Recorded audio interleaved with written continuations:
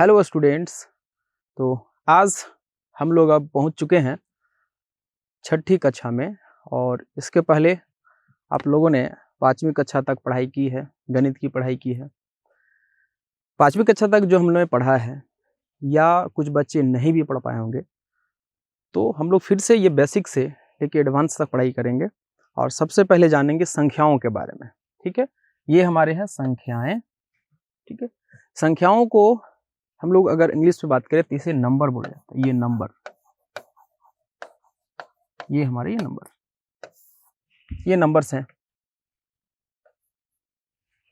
ठीक है, ये आप सामने जो डिस्प्ले में देख रहे हैं, ये बताइए आप लोग में से में कौन कौन है जो परिचित हैं। बहुत खूब, आपने बहुत अच्छा जवाब दिया। ये जो है ये हमारे 0 हैं, ये 1 है, 2, 3, इसी तरीके से और भी हमारे पास नंबर्स हैं जो आपको डिस्प्ले में दिखाई दे रहे हैं। इन्हीं को हम लोग संख्या कहते हैं। तो छठी क्लास के पहले अध्याय जो है हमारा, वो हमारा चैप्टर है संख्याओं की समझ। तो आइए और जानते हैं संख्याओं के बारे में, संख्याओं से परिचय करते हैं, संख्याओं के बारे में समझते हैं। तो सबसे पहले बात करेंगे हम लोग संख्या पर, नंबर। ठीक है, ये हमारे नंबर्स हैं। क्या होती है संख्या? अगर आपसे बोला जाए कि आपके कक्षा में कितने बच्चे बैठे हैं, तो आप तुरंत जवाब दे सकते हैं। काउंट करेंगे, आप बताएंगे मेरे क्लास में 30 स्टूडेंट्स हैं, 40 हैं, 25 हैं, कुछ भी। तो जो आपने काउंट किया, जो गिनती की, वही तो है संख्या। समझते हैं? संख्याएं वे गणितीय वस्तुएं हैं जिनका उपयोग मापने, गिनने और नामकरण करने के लिए किया जाता है। बच्चों, संख्याएं वे गणितीय वस्तुएं हैं जिसका उपयोग हम मापने में, बताइए अगर कहीं पे मार्केट जाते हैं, आपको कपड़े खरीदने हैं अपने स्कूल ड्रेसअप के लिए, तो आप कपड़ा को मापेंगे ना, 1 मीटर लेने हैं, 2 मीटर लेने हैं, 3 मीटर लेने हैं, ऐसा। ठीक है, आपको खेलने के लिए अगर कुछ कंचे दे दिएगा हाथ में, तो आप कंचे को गिनेंगे कि हमारे पास कितने कंचे हैं, 10 कंचे हैं, 20 कंचे हैं, ये, या किसी चीज का नामकरण करते हैं। ठीक है, तो इन्हीं को क्या कहा जाएगा? संख्याएं। फिर से समझेंगे हम लोग, संख्याएं वे गणितीय वस्तुएं हैं जिसका उपयोग मापने, गिनने और नामकरण करने के लिए किया जाता है। तो संख्याओं को समझने से पहले आइए हम लोग कुछ और टर्म को पहले समझते हैं। देखिए, यहां पर आपको लिखा हुआ है अंक। अंक का मतलब क्या होता है ये समझेंगे। इसे इंग्लिश में डिजिट कहा जाता है। ठीक है, जैसा कि आप यहां देख पा रहे होंगे, 0, 1, 2, 3, 4, 5, 6, 7, 8, 9, ये जितने हैं इन्हें अंक कहा जाता है। आप अंकों को बखूबी यहाँ देख सकते हैं, ये हमारे सारे मिक्सअप करके आपको दिखाया गया है। ठीक है, देखिए, कुल अंक होते हैं 10, है ना। कुल अंक होते हैं 10। कौन कौन? खुद से आप काउंट करेंगे, आपको 1 to 9 तो मालूम है, बट एक और 0 पहले है, मतलब कुल मिलाकर के 10 अंक हुए। तो अब यहाँ पे है सेकेंड पॉइंट हमारा, हमने देखा अंक को, अब समझेंगे सांख्यांक क्या होते हैं। ये सांख्यांक, ठीक है, सांख्यांक को न्यूमेरल बोला जाता है। ठीक है, क्या बोलेंगे? न्यूमेरल। अंकों के मिलने से, अंकों के मिलने से जो समूह बनता है, अंकों के मिलने से जो समूह बनता है, उसे हम लोग क्या कहेंगे? सांख्यांक कहेंगे, न्यूमेरल कहेंगे। ठीक है, ये तीनों का हम लोग आगे चल करके और अच्छे से क्लियर करेंगे, फिलहाल ये समझते हैं। जैसे देखिए, आपके पास अभी आपने देखा था कि नंबर है 0, 1, 2, 3, 4, 5, 6, 7, 8, 9।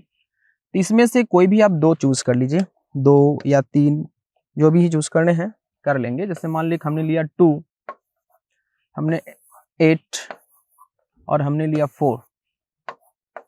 ठीक है, ये हमने 3 डिजिट को चुना और एक साथ रख दिए। तो जब 3 डिजिट को हमने चुना तो आया 2, 8, 4। तो ये क्या हो गया? ये न्यूमेरल नंबर, न्यूमेरल से इसको बोलेंगे, ये एक संख्यांक हो गया। ठीक है, चलिए आगे बढ़ते हैं और देखते हैं। ये है संख्या में एक्चुअल में संख्या का क्या मीनिंग होगा वो समझने वाले हैं। तो संख्या क्या क्या मीनिंग हो, देखिए संख्यांक से मतलब कि न्यूमरल से जो विचार उत्पन्न होता है उसे संख्या समझा जाता है। अब इसको समझने का प्रयास करते हैं। जैसे आप यहाँ देख रहे होंगे ये हमारे पास इधर कुछ अंक हैं, जैसे 0 1 2 3 4 5 6 7 8 9 ये डिजिट्स हैं, अभी आपने देखा भी। अब इसी को हम लोग क्या किए, उठा करके ये और ये दोनों को हमने उठा करके यहाँ लिख दिया और ये बन गया हमारा सांख्यांक। ठीक है, अब ये जैसे ही हमने सांख्यांक 12 लिखा तो आपके दिमाग में 12 कुछ ना कुछ आएगा। हो सकता है 1 साल का 12 ये जो मंथ्स का नाम हो सकता है कि घड़ियों में जो ये 1 से 12 तक दिया रहो उसका ये विचार आएगा। ठीक है, तो मतलब 12 लिखने से, ये संख्यांक लिखने से हमारे दिमाग में एक विचार उत्पन्न हुआ और यही विचार को हम लोग क्या कहेंगे, संख्या समझेंगे। ठीक है, जैसे एक और एग्जाम्पल के थ्रू आपको मैं समझाना चाहूंगा। जैसे आप यहाँ देख रहे होंगे हम लोग अल्फाबेट में A to Z और टोटल 26 लेटर्स होते हैं। ठीक है, आपको मालूम है। अब मैंने क्या किया कि इस ABC में से, ठीक है, A to Z में से 3 लेटर को चूज किया। फर्स्ट लेटर हमारा है C, सेकेंड में हमने चूज किया A और थर्ड में हमने चूज किया T। तो ये मिला करके बन गए कैट। तो जैसे ही मैंने कैट बोला तो आपके दिमाग में विचार आया होगा, ओ वो कैट ब्लैक वाली या ब्राउन वाली। ठीक है, जैसा कि आपको यहाँ दिख रहा होगा एक कैट का पिक है। ठीक है, तो यहाँ हमने देखा कि अलग अलग है, तो इसे हम लोग अंक कहेंगे, डिजिट कहेंगे। अगर इनका ग्रुप बन गया तो ये संख्यांक हो गया और इससे जो विचार उत्पन्न होता है उसी को हम लोग क्या कहते हैं, संख्या कहेंगे। ओके, चलिए आगे बढ़ते हैं। अब देखिएगा हमारे पास है एक टॉपिक जिसका नाम है संख्या नाम। इसे हम लोग कहेंगे नंबर नेम। ठीक है, ये है नंबर नेम। तो जो भी हमारे पास संख्यांक है, ठीक है, या जो भी हमारे पास नंबर्स हैं, उनका कोई ना कोई तो नाम होगा ना। कैसे उसको पहचानेंगे हम, तो उसका जो नाम होगा, जो उसका नाम होगा उसी को हम लोग कहेंगे नंबर नेम। ठीक है, जैसे आप यहाँ एग्जांपल के तौर पे देख सकते हैं, यहाँ पे हमने लिखा है 1 और यहाँ पे लिखा हुआ है 1। 1 इंग्लिश में, 1 हमने हिंदी में कहा। ये आप देख रहे हैं 2, तो हमने यहाँ लिख दिया 2। ये है 3, 3, 4, 4 और भी बहुत सारे नंबर्स हैं जो आपको दिखेंगे। जैसे आपके सामने ये स्लाइड दिख रहा होगा, इसमें आप यहाँ से नंबरिंग देख पा रहे होंगे। ये 1 2 3 4 5, ठीक है, तो ये आपका यहाँ पर 5 है, 6, ठीक है, 6 को ऐसा लिखेंगे हम लोग, 7 8 9 10 11। बखूबी आप लोग ये सारे नंबर से परिचित हैं। ठीक है, तो इस तरह से आप क्या देख रहे हैं कि जो भी नंबरिंग है उसका एक नाम दिया गया है और इसी को हम लोग क्या कहेंगे, संख्या नाम कहेंगे। समझ गए यहाँ तक आप? ओके, चलिए अब हम लोग थोड़ा समझते हैं कि थोड़ी देर पहले हमने बात किया था कि 0 1 2 3 4 5 6 7 8 9 ये सारे का हमने एक नाम दिया था और इसे कहे थे ये अंक होते हैं।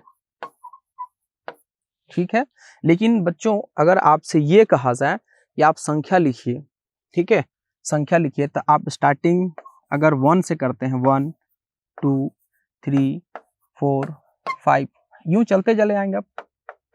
तो यहाँ पे आपने संख्या लिखा, यहाँ पे आपने संख्या लिखा।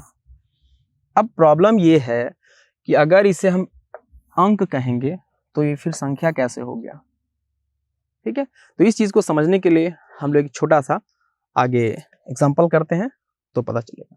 देखिए मैं आपको बता दूं कि 3 अंकों की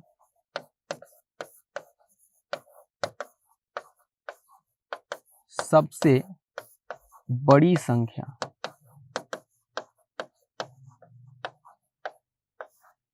आपका जवाब होगा सर 3 अंकों की सबसे बड़ी संख्या 999 मतलब 999 होता है। अच्छी बात है, चलिए, 2 अंकों की सबसे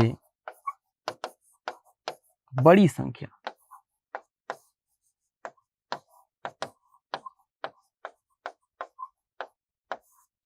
तो बच्चों आपका जवाब होगा कि सर 99 लिख दीजिए, 99। अब अगर मैं ये सवाल करूं कि एक अंक की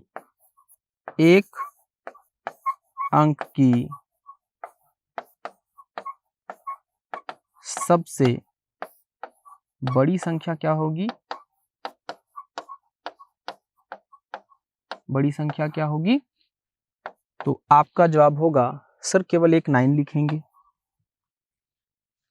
यहां मैंने क्या लिखा है, सिर्फ 9, लेकिन आपने क्या पढ़ा, संख्या 9। ठीक है, तो यहां से आपको समझ में आ रहा होगा कि अकेले भी रहेगा तो भी हम इसको संख्या कह सकते हैं। बच्चों एक्चुअल में ये अकेले नहीं होता है, एक्चुअली इसके पहले हम लोग 0 इंक्लूड किया होता है, ये इस ढंग का होता है। जब भी हम 9 लिखेंगे तो इसका मतलब है इसके पहले 0 है। अब एक मैं बात और आपको बता दूं कि किसी भी, ठीक है, कोई डिजिट हो, अगर उसको संख्या बनाना है तो उसके पहले हम लोग 0 ऐड कर देंगे। ओके, चलिए 0 का क्या वैल्यू है, 0 का महत्व हम लोग समझेंगे कि 0 का इन संख्याओं के साथ क्या वैल्यू है। तो बता दो बच्चों, मैं अगर मान ले कि मैंने यहां लिखा 5, क्या लिखा है, 5, 5 के बाद का मतलब राइट साइड, और 5 का पहले का मतलब लेफ्ट साइड। तो 5 के बाद मतलब 5 के बाद अगर हमने एक 0 बैठाया, 5 के बाद अगर हमने एक 0 बैठाया तो इसका वैल्यू हो गया 50। अगर हमने दूसरा 0 बैठाया तो इसका वैल्यू हो गया 500 मतलब 500। अगर हमने इसमें एक और 0 ऐड किया तो ये हो गया 5000।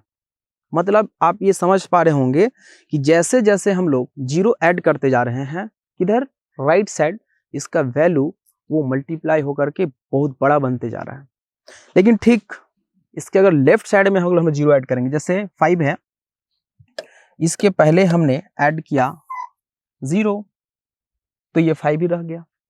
ठीक है, इसके पहले हमने एक और 0 ऐड किया तो भी ये 5 ही है। तो मेरा कहने का मतलब है कि जब भी किसी अंक में या यूं कहें संख्या में 0 राइट साइड में हम लोग करते हैं तो इसका क्या होता है, वैल्यू इंक्रीज करते जाता है, वैल्यू बढ़ते चला जाता है। लेकिन वहीं पर अगर हम लोग लेफ्ट साइड में इसको ऐड करते जाएंगे उस संख्या के लेफ्ट में बाईं तरफ, तो उसका कोई वैल्यू में परिवर्तन नहीं हो रहा है, वो जितना था उतना ही है। ठीक है, तो बच्चों अगर मैं यहाँ पर जो एक अंक की सबसे बड़ी संख्या है उसे अगर 9 ना लेकर के 09 लिखूं तो भी तो बात वही है, 9 ही है, इसमें तो कोई बदलाव नहीं हुआ। हाँ, एक चीज आपको और समझने में बहुत मदद मिलेगी यहाँ पर। अभी मैंने आपको बताया था कि संख्यांक हम लोग उसे बोलेंगे जब हम 2 से 3 अंकों को चूज करके एक साथ रखेंगे।